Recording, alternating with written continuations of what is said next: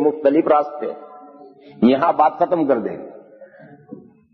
ہوتا ہے ایسا نہیں ہوتا گفتگوؤں میں کہ آپس میں بیٹھے ہوتے ہیں تو ہم ایسا کرتے کیوں ہیں، ایک دوسرے کا دل نہ دکھے، یہاں تک تو چلو کوئی حرج نہیں، ایک دوسرے کا دل نہ دکھے یہاں تک تو کوئی حرج نہیں، لیکن بہت سے لوگ تو اسی حقیقت کا یقین رکھتے ہیں کہ یہ سب اللہ تک پہنچنے کے مختلف مذاہب ہیں، مختلف ادیان ہیں، یہ سب اللہ تک پہنچنے کے راستے ہیں، کوئی سیدھا ہے، کوئی ٹیڑھا میڑھا ہے، کوئی شارٹ ہے، کوئی لانگ ہے، سب راستے جا رہے ہیں اللہ کے پاس۔ اور قرآن کریم میں سے ڈھونڈ کر کے ایک آیت پاک بھی لائے ہیں، وہ قرآن کریم میں ایک مضمون کی آیت آئی ہے، ان الذین آمنوا والذین ہادوا والصابئون والنصارى والمجوس والذین اشرکوا، دوسری آیت ہوگی، ان الذین آمنوا والذین ہادوا والصابئون والنصارى من آمن منهم باللہ والیوم الآخر فلا خوف علیہم ولا هم يحزنون۔ یہ قرآن کریم میں ایک آیت کریمہ، اس میں یہ کہا گیا کہ بے شک ایمان لانے والے یعنی حضور کی امت، والذین ہادو اور وہ لوگ جنہوں نے یہودیت اختیار کی یعنی جوز، والمجوس مجوسی یعنی آگ کی پوجا کرنے والے، والصابئون یعنی ستاروں کی پوجا کرنے والے، اور نصارہ یعنی کرسچن، ان میں سے جو ایمان لایا اور اس نے نیک عمل کیا تو آخرت میں اسے کوئی ڈر اور کوئی خطرہ نہیں۔ تو انہوں نے کہا کہ یہ سارے فرقے ہیں، ان فرقوں میں یہ دو باتیں پائی جائیں، ایمان اور نیک عمل پایا جائے تو نجات ہو جائے گی۔ حضور اکرم صلی اللہ تعالی علیہ وسلم پر ایمان لانا ضروری نہیں۔ یہ قرآن کریم میں سے آیت بھی ڈھونڈ لائے ہو، یہ مسئلہ میں خاص پر، یہ مسئلہ ہم ہندوستان میں نہیں چھڑا کرتے، مگر جو ویسٹرن ممالک ہیں ان ممالک میں یہ مسئلہ پیش آتا ہے، لوگوں کے سامنے مسائل پیش آتے ہیں، اس لیے جو الجھنیں پیش آنے والی ہیں اسے پہلے سے سمجھ کر رکھنی چاہیے تاکہ کوئی کسی موقع پر آپ کو چکر میں ڈال دے۔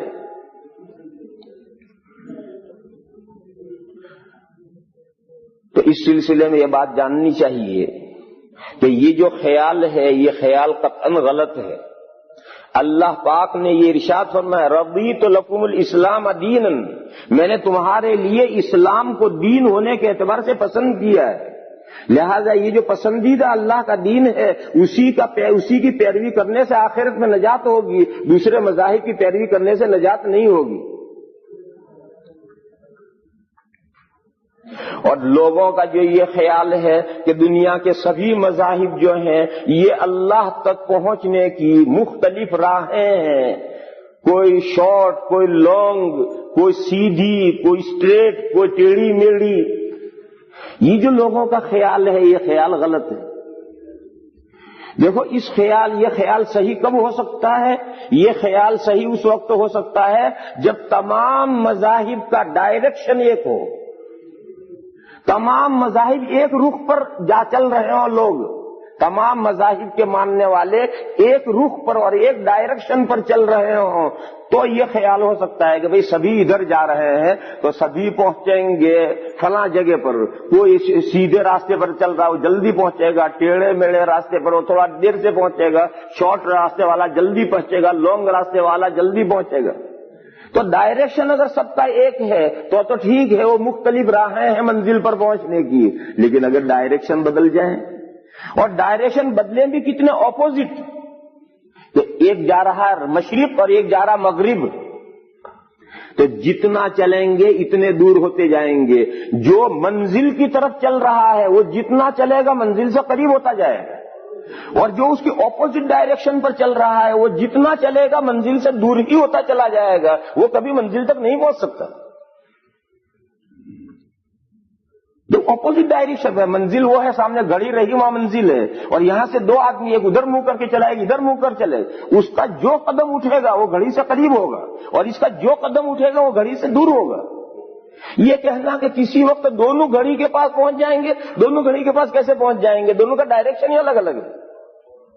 ہاں دونوں ادھر ہیں، ایک سیدھا جا رہا ہے اور ایک یوں گھوم کر جا رہا ہے اور ایک یوں گھوم کر جا رہا ہے، تو آپ کہہ سکتے ہیں کہ بھئی تینوں پہنچیں گے، ایک 2 منٹ میں پہنچے گا، ایک 5 منٹ میں پہنچے گا، ایک 6 منٹ میں پہنچے گا، ڈائریکشن سب کا ایک ہے۔ اب آپ مذاہب پر غور کریں، ہم اللہ کے فضل و کرم سے مومنین ہیں، ہم اس حقیقت کو سب جانتے ہیں کہ حقیقت یہ ہے کہ معبود برحق صرف وحدہ لا شریک لہ ہے، معبود برحق صرف وحدہ لا شریک لہ ہے، ان کے علاوہ کوئی معبود نہیں ہے۔ اب لیجئے یہی تو بنیادی مسئلہ ہے مذہب کا، یہی تو بنیادی مسئلہ ہے کہ معبود برحق صرف وحدہ لا شریک لہ، اللہ ہی معبود ہے، ان کے علاوہ کوئی معبود نہیں ہے، اور وہی عبادت کا حق رکھتے ہیں، ان کے علاوہ کسی کی چوکھٹ پر اپنا ماتھا جبہ سائی نہیں کریں گے، ماتھا رگڑنا درست نہیں ہے۔ اب آپ دوسرے مذاہب کو لیجئے، عیسائیت کیا کہتی ہے؟ عیسائیت یہ کہتی ہے کہ 3 in 1 خدا ایک ہے، مگر ایک نہیں ہے، 3 ہے، وہ 3 in 1 یعنی ایک میں 3 ہے۔ یہ عیسائیوں کا عقیدہ ہے، اسی پہ سارے مذہب کی بنیاد ہے۔ وہ کہتے ہیں 3 in 1 ایک میں 3 ہے، وہ کہتے ہیں خدا ایک ہے مگر ایک نہیں ہے، 3 ہے۔ تو کہاں رہا وہ ڈائریکشن بدل گیا۔ پھر انہیں کہا کہ پھر تم موحد خدا کو ایک ماننے والے کہاں رہے؟ تو انہوں نے کہا 3 in 1 اور 1 in 3۔ کہا وہ جو 3 ہے وہ 3 نہیں، وہ 3 مل کر کے ایک ہے۔ اللہ غنی، ابھی تو ادھر سے یوں گیا تھا، اب یوں ریٹرن کر دیا، ایک میں سے 3 نکلے تھے، پھر 3 کو گھسا کر کے ایک کر دیا اس میں۔ تو وہ چونچو کا مرکب کیا کر دیا، اللہ جانے کیا کر دیا، لیکن وہ جو توحید تھی، ایک خدا وحدہ لا شریک والی بات حقیقت نہیں رہی۔ مجوسیوں کے یہاں آئیے، مجوسی کیا کہتے ہیں؟ مجوسی کہتے ہیں خیر اور شر کے 2 خدا ہیں۔ دنیا میں جتنی خیر پیدا ہوتی ہے اس کا خدا الگ ہے، اور جتنی شر پیدا ہوتی ہے اس کا خدا الگ ہے۔ ایک خدا کا نام ہے یزداں اور ایک خدا کا نام ہے اہرمن، 2 خدا ہے۔ تو وہ توحید والی بات ختم ہو گئی، یہ دوسرے رخ پر پڑ گئے۔ یہ توحید والا رخ تو یہ تھا، ایک دوسرے رخ پر پڑ گئے۔ سابعون ستارہ پرست کیا کہتے ہیں؟ ستارہ پرستوں نے آسمان میں ہزاروں ستارے متعین کر دیے ہیں کہ فلاں ستارہ بھی خدا ہے اور فلاں ستارہ بھی خدا ہے اور فلاں ستارہ بھی خدا ہے، اور ان ستاروں کے ناموں پر مندر بنا رکھے ہیں، اور ان مندروں میں انہی معین ستاروں کی پوجا ہوتی ہے، ان کے یہاں اللہ کی کوئی پوجا نہیں ہوتی۔ تو ڈائریکشن بدل گیا، وہ ڈائریکشن کہاں رہا؟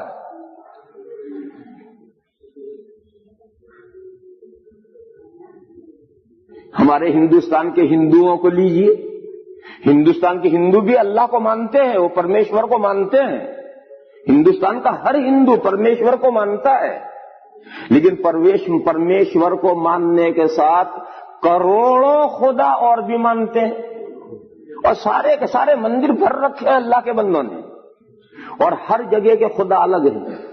یو پی کے مندر میں چلے جاؤ تو وہاں مورتیاں اور طرح کی، گجرات کے مندر میں جاؤ گے تو وہاں مورتیاں دوسری ہوں گی، اور کیرالا میں چلے جاؤ تو وہاں کی مورتیوں کی شکلیں بالکل الگ ہیں، وہاں کے خدا بالکل الگ ہیں۔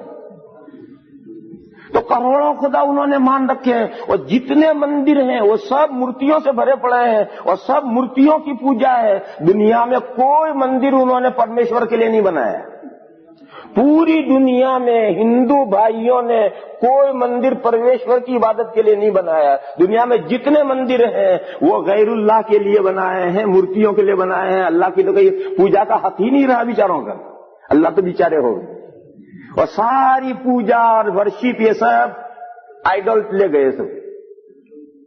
تو کہاں وہ ڈائریکشن ایک رہا؟ تو ڈائریکشن بدل گئے۔ یہود جوز کا جہاں تک تعلق ہے تو جوز میں بہت سارے فرقے ہیں۔ کرسچینٹی میں تو ایک بنیادی حقیقت پر تو سب متفق ہیں، 3 میں 1 اور 1 میں 3، وہ تو سب میں ہے، لیکن یہود کے بہت سارے فرقے ہیں۔ قرآن کریم میں ایک فرقے کا ذکر کیا ہے کہ وہ حضرت عزیر علیہ السلام کو اللہ کا بیٹا مانتے ہیں، وہی کرسچن جو ہے وہ حضرت مسیح علیہ السلام کو اللہ کا بیٹا مانتے ہیں، ایسا وہ عزیر علیہ السلام کو اللہ کا بیٹا مانتے ہیں۔ تو وہی دو خدا ہو گئے، اللہ اور اللہ کا بیٹا ہو گیا، ڈائریکشن بدل گیا۔ اور بہت سے یہودی وہ ہیں کہ جو اللہ کو تو مانتے ہیں، گاڈ میں تو بلیو کرتے ہیں، مگر رسالت کا ان کے یہاں کوئی تصور نہیں ہے۔ برٹش میں ایک مرتبہ سینیگوگ میں گیا، اپوائنٹمنٹ لے کر کے کہ ان یہودیوں کی عبادت دیکھوں کس طرح سے عبادت کرتے ہیں، کیا کرتے ہیں۔ تو خیر انہوں نے ہمیں وقت دیا، انہوں نے بہت ہمارا ریسپیکٹ کیا، ہمیں بہت اچھی طرح سے بٹھایا، اور میں نے ان کی سب عبادت دیکھی وہ کس طرح عبادت کرتے ہیں۔ پھر وہ جب اپنی نماز سے فارغ ہو گئے تو ہمارے ساتھ بیٹھے، گفتگو کی، تو میں نے جو ان سے مختلف باتیں پوچھی تو اس میں سے پہلی بات جو میں نے اس سے پوچھی تھی کہ بھئی تم موسیٰ کے بارے میں کیا عقیدہ رکھتے ہو؟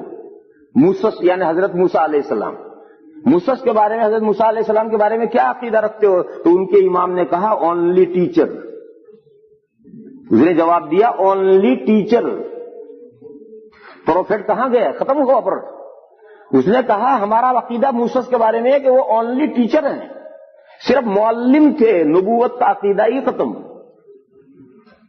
تو کوئی تو نبوت کا عقیدہ نہیں رکھتا، عیسائیوں میں کوئی تو موسیٰ علیہ السلام کی نبوت کا عقیدہ نہیں رکھتا، ان کو اونلی ٹیچر اور معلم مانتا ہے، اور کوئی عزیر علیہ السلام کو اللہ کا بیٹا مانتا ہے۔ یہ میں نے چند مثالیں دی ہیں، اس کے علاوہ دنیا میں ایسے بھی ازم ہیں جو اللہ ہی کو نہیں مانتے سرے سے۔ وہ کہتے ہیں کوئی اس عالم کے پیچھے کوئی مائنڈ ہے ہی نہیں، یہ سارا یونیورسل جو ہے یہ وقت و اتفاق سے اور بائی چانس چل رہا ہے، اور یہاں ہر چیز بائی چانس ہو رہی ہے۔ یہ ماننے والے بھی دنیا کے اندر ہیں۔ اب بتاؤ اتنے سارے مذاہب ماننے والے یہ سب ایک ڈائریکشن پر جا رہے ہیں، یہ سب ایک ڈائریکشن پر جا رہے ہیں، اور جب یہ ڈائریکشن پر نہیں جا رہے تو یہ ماننا کہ یہ سب دیر سویر اللہ تک ضرور پہنچیں گے۔ کوئی سیدھے راستے پر جا رہا ہے، کوئی ایج پیچ والے راستے پر جا رہا ہے، کوئی لانگ راستے پر جا رہا ہے، کوئی شارٹ راستے پر جا رہا ہے، یہ سارا ختم ہوا۔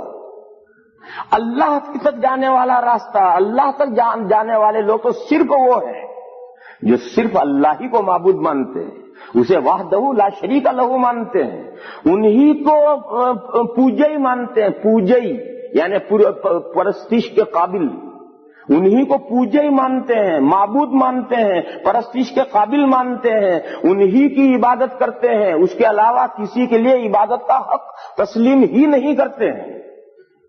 بس صرف وہ لوگ، وہ تو اللہ کے ڈائریکشن پر جا رہے ہیں، اور بقیہ کوئی اپوزٹ ڈائریکشن پر جا رہا ہے، کوئی نارتھ ڈائریکشن پر جا رہا ہے، کوئی ساؤتھ ڈائریکشن پر جا رہا ہے، سب مختلف جا رہے ہیں، اللہ والے ڈائریکشن پر ان میں سے کوئی نہیں جا رہا۔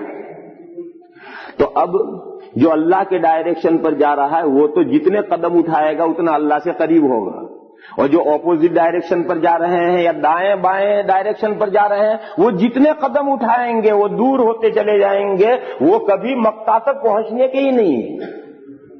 وہ کسی نے کہا، فارسی شاعر نے،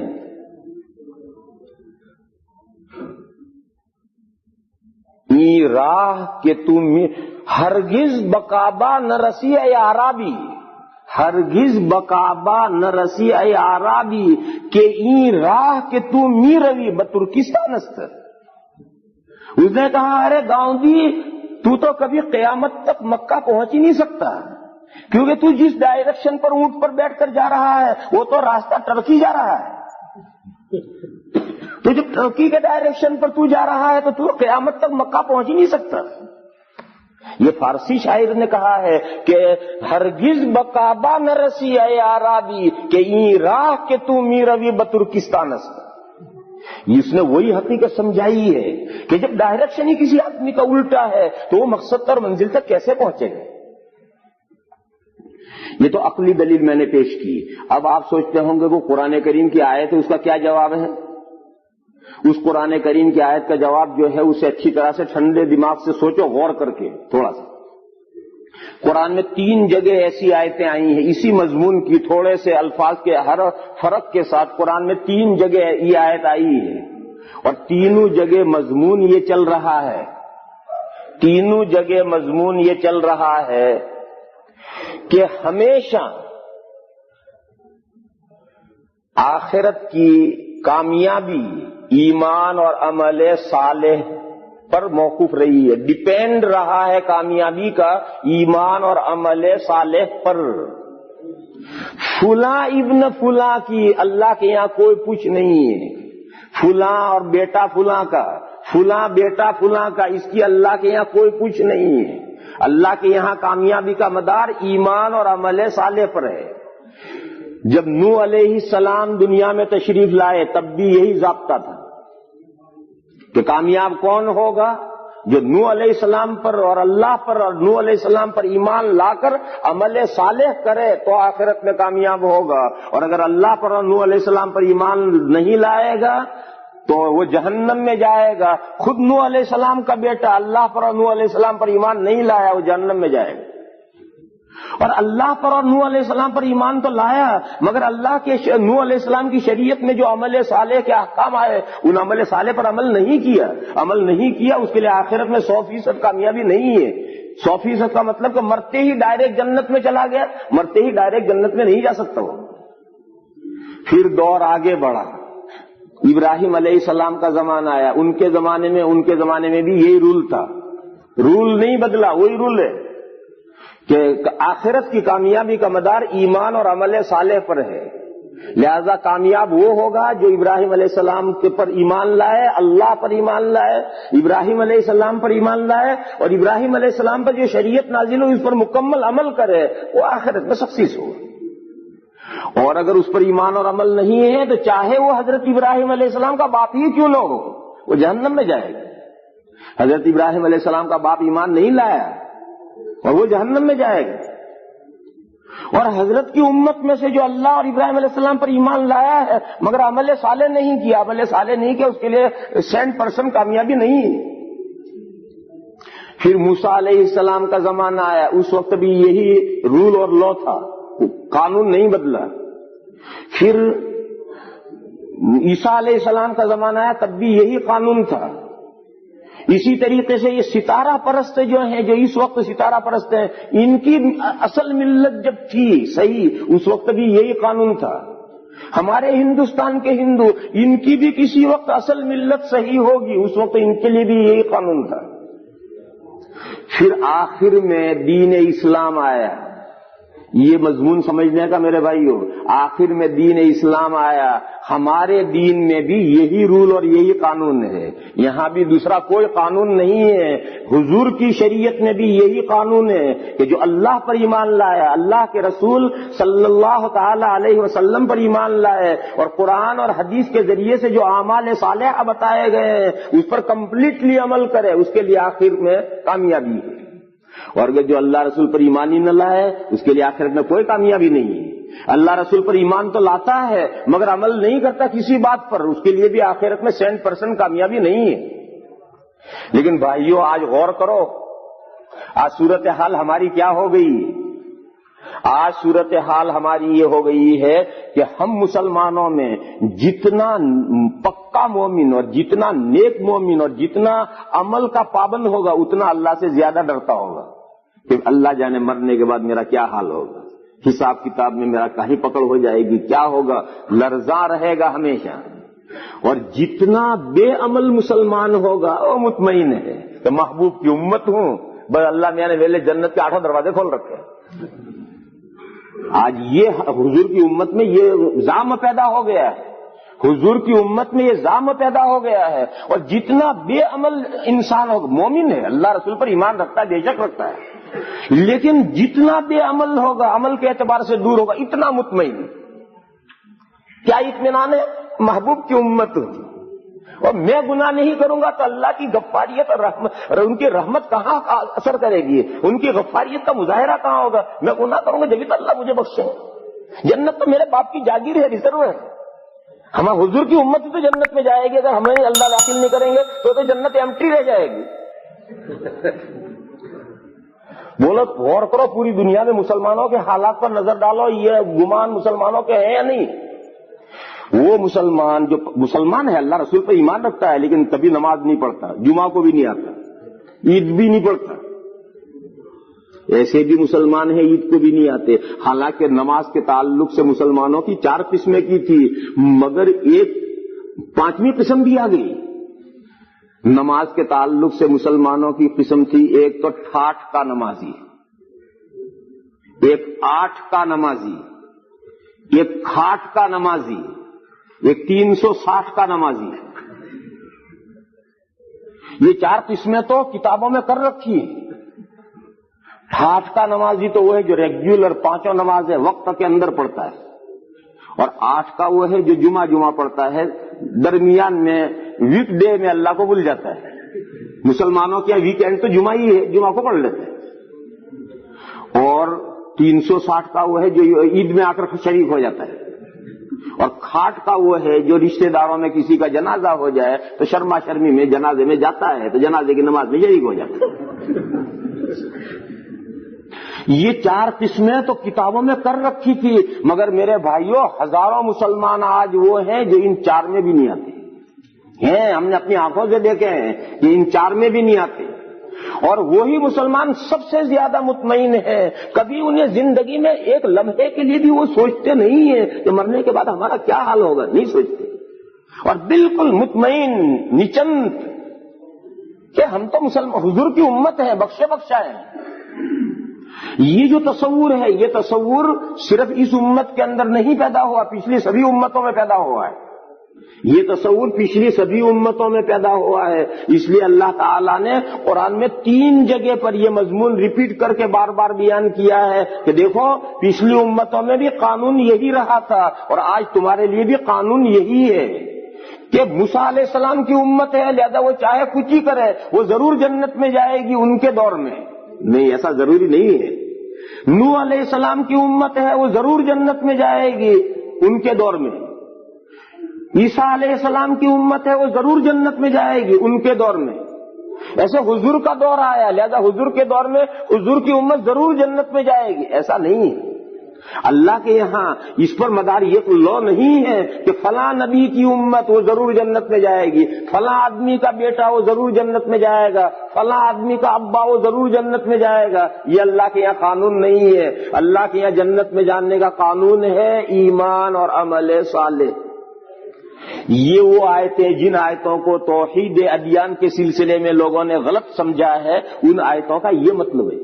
ان 3 جگہ پر ان آیتوں میں یہ قانون سمجھایا گیا ہے کہ جس وقت میں یہود کا زمانہ تھا اس وقت بھی یہی قانون تھا، جس وقت میں ابراہیم علیہ السلام کی امت تھی اس وقت بھی یہی قانون تھا۔ یہی ابراہیم علیہ السلام کی جو امت ہے وہ بگڑتی بعد میں ستارہ پرست بنی ہے۔ یہ جو ستارہ پرست ہیں یہ ابراہیم علیہ السلام کی امت بگڑتی بنی ہے، تو ان کے زمانے میں بھی یہی قانون تھا۔ مجوس کی امت، مجوس کے بھی پیغمبر کہتے تھے، بعد میں بگڑتے 2 خدا ہوئے ان کے یہاں، تو مجوس کے جو پیغمبر تھے اس وقت بھی یہی قانون تھا۔ عیسیٰ علیہ السلام کی امت تھی اس وقت بھی یہی قانون تھا، اور تمہارے لیے بھی یہی قانون ہے کہ من آمن وعمل صالحا فلہم اجرہم عند ربہم ولا خوف علیہم ولا هم یحزنون، کہ جو ایمان لائے گا اور نیک کام کرے گا اسی کے لیے آخرت میں اجر ہے، اور اس کو لیے کوئی نہ غمناک حالت پیش آئے گی نہ خطرناک حالت پیش آئے گی۔ تو وہ آیات کریمہ ہیں، ان آیات کریمہ کا یہ مطلب ہے۔ ان آیات کریمہ کا یہ مطلب نہیں ہے کہ آج یہ سارے فرقے جو ہیں ایمان اور عمل صالح ہو جائے تو چلے جائیں گے۔ اور ایمان کا مطلب یہ ہے کہ ہندو اپنے دھرم پر ایمان رکھیں، عیسائی اپنے دھرم پر ایمان رکھیں، یہودی اپنے مذہب پر ایمان رکھیں، یہ آمنا کا مطلب نہیں ہے۔